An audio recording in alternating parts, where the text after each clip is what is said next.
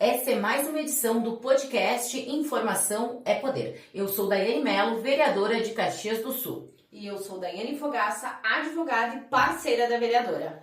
Hoje vamos falar de um assunto que está muito presente na cidade de Caxias do Sul, que é a questão do decreto de contenção de gastos, de contenção de despesas. O que isso realmente impacta realmente na vida das pessoas? Nos acompanhe.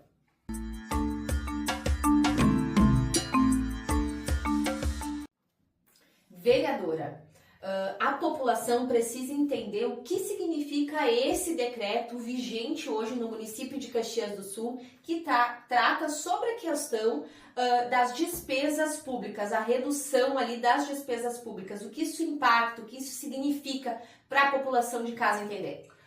Olha, doutora Dani, esse decreto nos pegou de surpresa. A gente tinha toda uma conversa com muitos secretários, eles diziam que não tinha recursos para diversas situações, mas pegou todo mundo de surpresa, principalmente a população de Caxias, porque até a eleição de 2024, o prefeito Adiló dizia que tinha recurso em caixa, que tinha planejamento para as coisas e que as coisas iriam acontecer. Com esse decreto, tudo muda. Principalmente a gente vai falar de serviços para a população. Esse decreto corta toda a questão de horas extras. Muitas vezes é bom cortar as horas extras. Não quando a gente fala de uma perturbação de sossego, por exemplo. A gente tem vários bares à noite ou várias localidades que extrapolam no volume. Uma operação precisa do quê? Dos funcionários, dos servidores trabalhando à noite. Isso não vai ter por esse período. Outra situação que também impacta realmente no dia a dia das pessoas é a questão das roçadas e limpeza, varrição nas ruas. A gente já tem um problema, por exemplo, aqui no bairro Fátima, vou dar um exemplo, né? O nosso contrato com a Codeca, que faz a parte de corte da grama, do mato, e o bairro consegue receber a equipe da Capina 4 vezes no ano. 4 vezes somente. Então a gente sempre falava que tinha que ampliar isso, porque, né, tu é moradora daqui também, tu sabe que muitas vezes a gente passa pelas ruas e o mato tá muito alto. Esse tempo de Caxias, né, o chove, sol e tudo mais. E não, esse decreto do prefeito diminui 20% do contrato com a Codeca entre roçadas, limpeza e varrição. Outro exemplo que a gente traz é a questão da brita. Muitas vezes as nossas ruas, principalmente do interior, elas não são asfaltadas, não são calçadas. E a gente precisa então do cascalhamento, né, e patrulhamento dessas vias. Através desse decreto está um corte de 50% da compra aí do cascalho, dos contratos. Então isso vai impactar também no nosso interior. Sim. Vereadora, e a população também está com dúvida, porque nós já vivemos hoje uma problemática na área da saúde e a gente queria confirmar contigo se isso de alguma forma vai impactar redução de custo talvez de um material, de consultas, ou também só as horas extras desses profissionais estariam abrangidos que envolvem essa categoria. A parte da saúde seria mais a questão das horas extras, né? Mas a gente está num período, doutora Dani, que a gente fala muito da vacinação.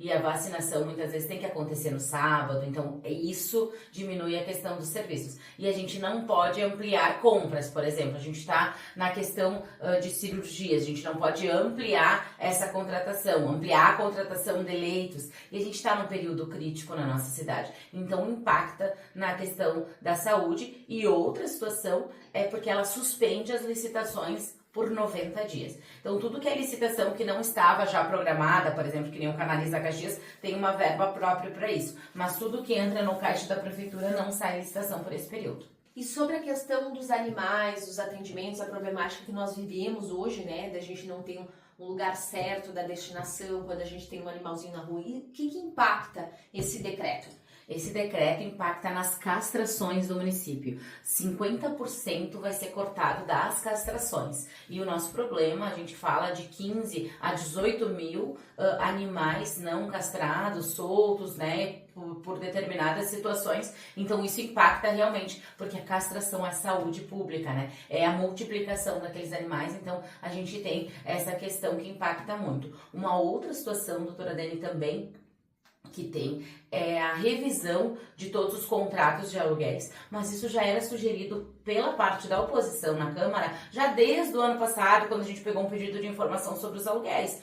Contrato de locação, a gente sempre tem que estar revisando, ver se a gente consegue ajustar em determinada maneira, né? Por que só agora, né? Essa parte. E também houve a questão da redução de 50% das locações de veículos, que existe muita locação de veículo por servidor para determinados trabalhos e 50% foi tirado também. O que a gente percebe, daí, estando de fora, ali, não estando tão participativo na questão da gestão pública, é que quando surge um decreto desses, a gente percebe que há uma má gestão, né? Ou seja, como que a gente vai ficar sem determinados recursos, né? Num período, 90 dias acontecem muitas coisas, né? Na cidade, muitos serviços são impactados com esse decreto e talvez pode ocorrer ainda uma prorrogação desse prazo, né? E o que tu tem a me dizer sobre isso, sobre essa análise na questão dessa gestão, né? Porque é a gestão pública que ela está tentando enxugar despesa, provavelmente para destinar recursos para algum lugar que surgiu de um buraco, né? Então, o que tu teria a dizer para a população relativa a isso?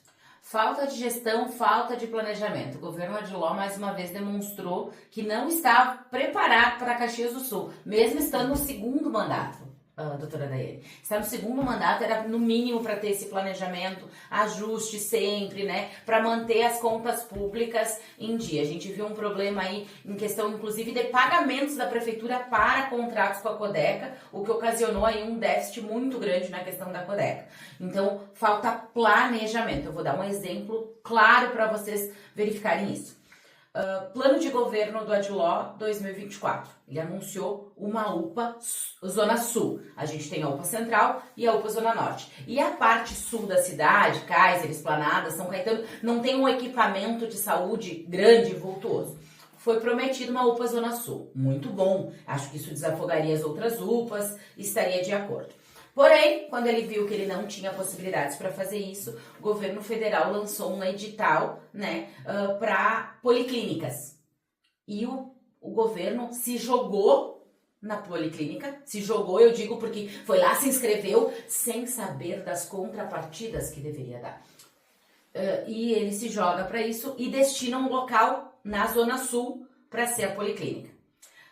E orienta a população, né, comunica à população que aquilo lá é como se fosse a UPA Zona Sul, tá? E não é, a gente sabe que uma policlínica, ela trabalha com as especialidades, ela não tem a porta aberta de pronto-socorro, assim como existe no pronto atendimento das UPAs. Visto que esse lugar não deu certo, os técnicos foram lá, não dava, então falta planejamento para indicação do terreno. Esse local não era adequado, eles mudaram para uma outra região da cidade. A Zona Sul ficou enlouquecida com o prefeito. Fizeram reunião, tentaram verificar, daí o governo voltou atrás e daí explicou realmente o que era a policlínica. Ok, vamos fazer num outro lugar. Lançaram a licitação da policlínica.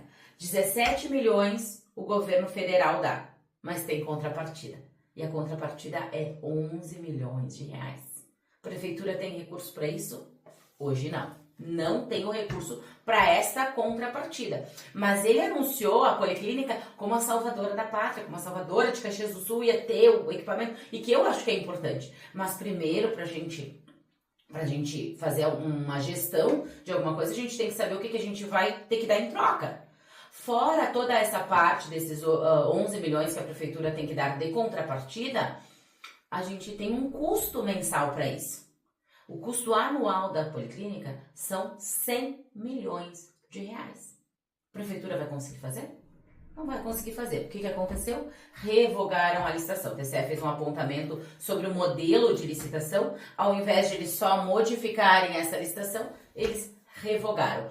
Provavelmente, eu digo provavelmente, mas escutei da boca do secretário Micael, um secretário servidor, uma pessoa séria, que pode não sair a policlínica em Caxias do Sul. Isso é falta de planejamento. Ou seja, novamente a população vai pagando um preço por uma má gestão, né? Porque o poder público, né, os nossos representantes, eles precisam fazer um planejamento, estudo. Não sai se atirando, que nem tu falou. Ah, não dá certo aqui, vamos pra lá e faz ajuste. Não é dessa forma que os nossos representantes trabalham. Afinal de contas, a gente está falando de recursos altos, significativos, e também a necessidade da população, é entender o custo, entender a necessidade, e entender ali o equilíbrio disso tudo. Isso é um planejamento. E, infelizmente, tudo isso demonstrando, o decreto vem para reafirmar isso, ele confirma, né, a má gestão pública feita e a necessidade de trancar despesas, e novamente quem sofre é a população, que vai ter aí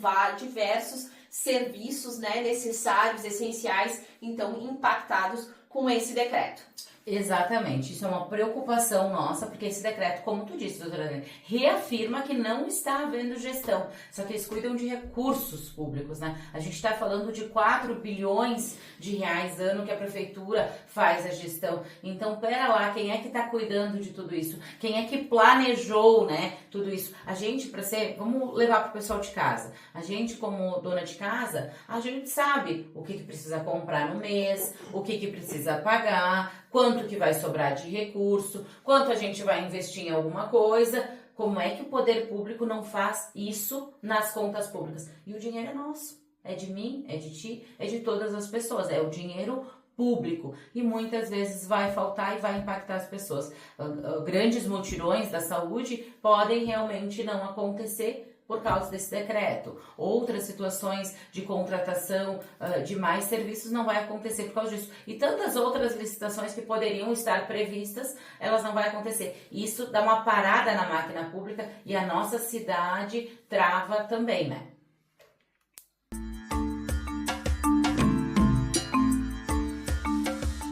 Vereadora, e uma pergunta que não quer calar.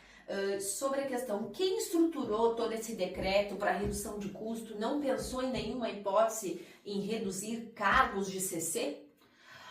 Olha, doutora Dani, ótima pergunta, e eu fiz essa pergunta para o secretário Micael, porque ele estava com a equipe da Receita e da Gestão na Câmara de Vereadores, onde ele foi indagado por diversas coisas, falou sobre a policlínica, também de uma pergunta minha, e eu fiz a pergunta dessa questão, já que ele me disse que foi a equipe, né, de servidores que pensaram em várias dessas situações, e algumas foram acatadas pelo prefeito, pela gestão, e outras não. E uma delas, a equipe sugeriu, os servidores sugeriram, então, o corte de CCs, e não foi feito isso, né? A gente fala que no segundo governo Odilon ainda teve a questão do aumento, que é os secretários adjuntos, que não tinham antes, né? Então, a equipe propõe, sim, o corte de CCs, os servidores das secretarias, mas o prefeito não acata, e não foi feito nenhum corte de CCs, dos secretários adjuntos, nenhuma redução quanto a isso. Isso a gente considera como primordial, né? Tipo assim, cortar na carne, né? Se a gente tá com problema de caixa, a gente vai organizar. Então, são valores realmente que impactam realmente o caixa do município, mas isso o prefeito não quis.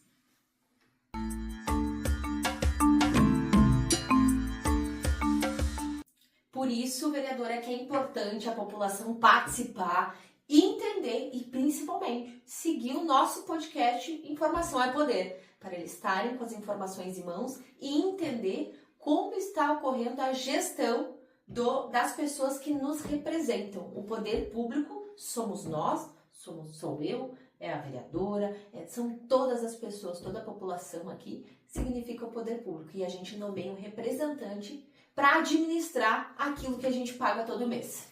Exatamente, nossa carga tributária, nossos impostos são muito altos para a gente ficar de fora e não participar, não ter as informações, não ter realmente um planejamento do que está sendo feito com os nossos recursos, com o nosso dinheiro. Então, esse foi mais um episódio, Informação é Poder, e acredito que levou um pouco de informação para vocês sobre decretos, que muitas vezes é levantado, é um decreto, as pessoas não conhecem, mas isso impacta realmente na vida delas. Continue nos acompanhando no nosso podcast Informação é Poder.